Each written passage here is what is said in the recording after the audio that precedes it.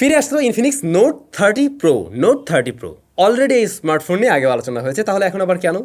এখন আবার এই কারণেই, কারণ এই স্মার্টফোনটা বাংলাদেশ মার্কেটে কিন্তু রাইট নাও বেশ হাইপেও আছে, আপনারা অনেকেই পারচেস করছেন। ওরকম প্রাইস পয়েন্টে তেমন কোনো অফিসিয়াল ডিভাইস নেই যা এইটা অফার করছে। এটার সাথে আপনারা বক্সে একটা আলাদা ওয়ার্ডের চার্জিং সিস্টেমও পেয়ে যাচ্ছেন, দুইটা চার্জার। ব্যাপারটা ইন্টারেস্টিং, বাট তার চাইতে ইন্টারেস্টিং ব্যাপার হলো এই স্মার্টফোনটা রাইট নাও কিন্তু ডিসকাউন্টেও পেতে পারেন, এরকম সুযোগ আছে। পাশাপাশি এই যে এতদিন পরে ডিভাইসটার কী অবস্থা, বেশ কিছু আপডেট থাকতে পারে। তো এখন আসলে আগের থেকে কতটুকু বেটার জায়গায় এসছে নাকি খারাপ হয়েছে, সেই বিষয়গুলো জানাবো আজকের এই ভিডিওতে।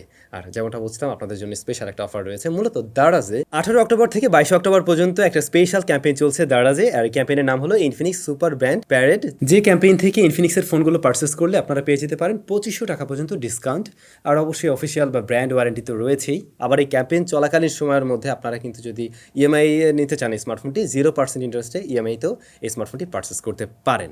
তো এটা একটা সুযোগ, যেহেতু রেগুলার প্রাইস থেকে কমে পাওয়া যাচ্ছে, আবার এত দারুণ সুযোগগুলো রয়েছে।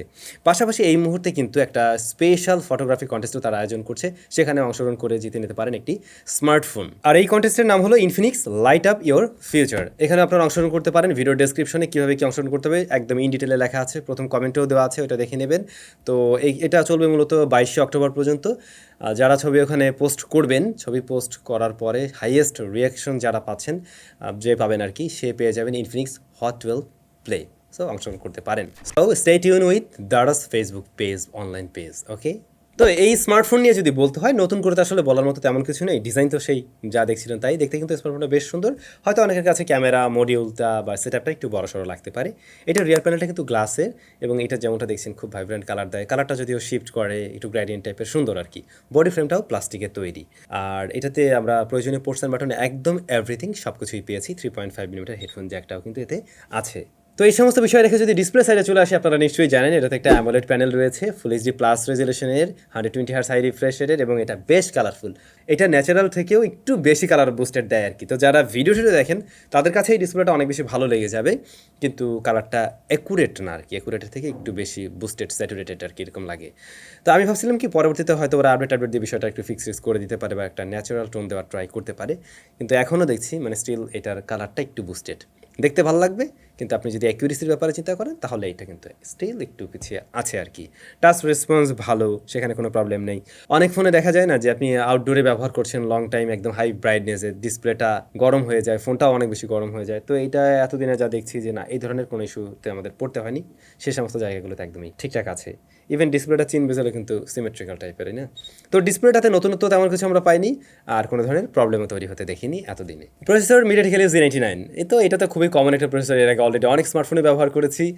আর এইটা আমাদের হাতে যখন প্রথম আসে, ওই যে আরও 2-3 মাস আগে যখন আসলো, তো তখন যে রেজাল্টটা ছিল না, এখন আমি স্টিল তেমনটাই দেখছি। অনেক ফোন আস্তে আস্তে ডে বাই ডে স্লো করে, বা হয়তো পরবর্তীতে আপডেটের মাধ্যমে নতুন কিছু বিষয় আসে, এইটার মাঝে কিন্তু সেরকম জায়গাও তৈরি হয়নি, বা ওই ধরনের কোনো বিষয় আমরা লক্ষ্য করছি না এখন পর্যন্ত।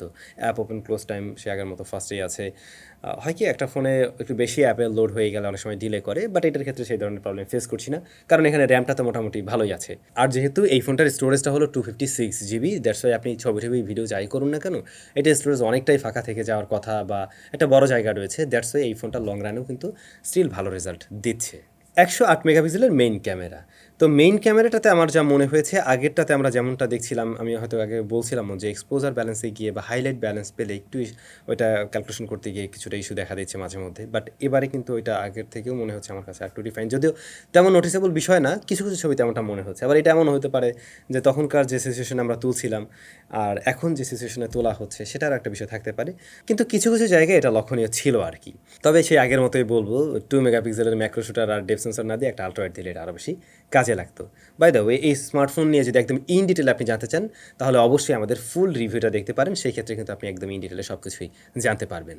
আছে ডুয়াল স্পিকার, তো ফুল ভলিউমে মাঝে মধ্যে একটু ডিস্টরশন পেয়েছি, এটা একটু বেশি লাউড, এটা একটু তুলনামূলকভাবে কম লাউড, বাট সাউন্ড কোয়ালিটি মোটামুটি ওকে, ডিসেন্ট একটা সাউন্ড দেয়। এয়ারপিসের সাউন্ড আবার ঠিকঠাক আছে।